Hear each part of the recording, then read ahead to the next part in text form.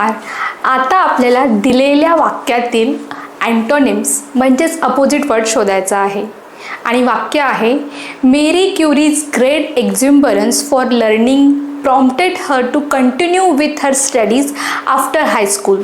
She became disgruntled, however, when she learned that the University of Warsaw was closed to women.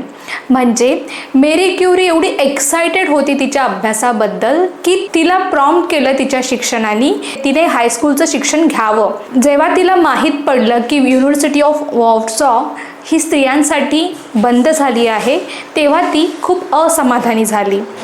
तर आपल्याला दिलेले options आहेत. पहिलं वाला ऑप्शन एक्झ्युम्बरन्स म्हणजेच एन्थुझियाझम हा त्याचा समानार्थी शब्द होईल किंवा त्यालाच आपण एक्सायटेड असं म्हणू. दुसरं आहे डिस्ग्रंटल्ड, विरुद्ध शब्द आहे सॅटिस्फाईड. डिस्ग्रंटल्ड म्हणजे असमाधानी आणि त्याचा विरुद्ध सॅटिस्फाईड. लर्निंग नॉलेज हा त्याचा समानार्थी शब्द झाला.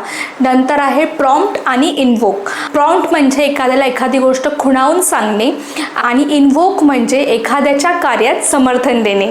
म्हणून आपल्या या क्वेश्चनचं आन्सर आहे डिस्ग्रंटल्डचा विरुद्धार्थी शब्द असेल सॅटिस्फाईड.